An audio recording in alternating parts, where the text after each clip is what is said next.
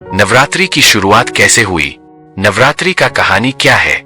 हिंदुओं में देखा जाए तो माँ दुर्गा स्वयं शक्ति स्वरूप है और नवरात्रि में सभी भक्त आध्यात्मिक शक्ति, सुख समृद्धि पाने के लिए इनकी उपासना करते हैं और व्रत रखते हैं। वाल्मीकि रामायण में उल्लेख मिलता है कि किष्किंधा के पास ऋषिमुख पर्वत पर लंका की चढ़ाई करने से पहले प्रभु राम ने माता दुर्गा की उपासना की थी।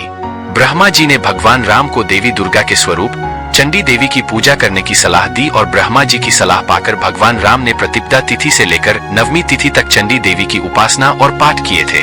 एक समय की बात है जब ब्रह्मा ने चंडी पूजा पाठ करने के लिए भगवान राम जी को बताया कि आपकी पूजा तभी सफल होगी जब आप चंडी पूजा और हवन के बाद 108 नील कमल भी अर्पित करेंगे। ये नील कमल बहुत दुर्लभ माने जाते हैं।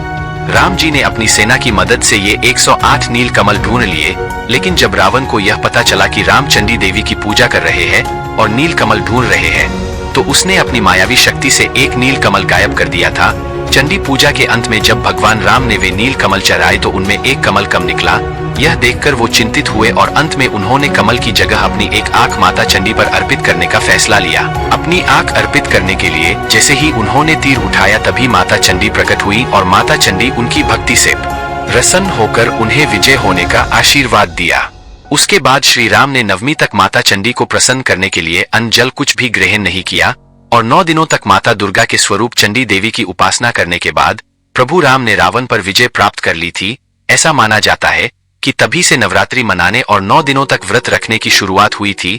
इस प्रकार भगवान राम ही नवरात्रि के 9 दिनों तक व्रत रखने वाले पहले राजा और पहले मनुष्य थे।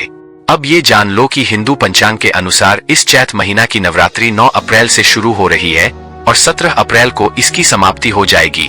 और इस नवरात्रि का एक मान्यता और है। नवरात्रि की कहानी के अनुसार एक समय की बात है जब असुर राजा महिषासुर नामक दैत्य बहुत शक्तिशाली हुआ करता था और वह सभी देवी देवताओं पर अत्याचार कर रहा था। उसकी शक्तियों ने स्वर्ग और पृथ्वी को अपने अधीन कर लिया था। देवताओं को बड़ी चिंता होने लगी और उन्होंने ब्रह्मा, विष्णु और महेश को इस समस्या का समाधान ढूंढने के लिए अपने पास बुलाया। और उसके बाद ब्रह्मा, विष्णु और महेश ने मिलकर माता दुर्गा को ब्रह्मांड के रचनाकार, शक्ति और साहस का प्रतीक कहकर उनको आशीर्वाद दिया। तब जाकर माता दुर्गा ने महिषासुर के खिलाफ युद्ध के लिए उपस्थित होने का निर्णय लिया। नवरात्रि के 9 दिनों तक माता दुर्गा ने महिषासुर के खिलाफ युद्ध लड़ा और उसे पराजित किया।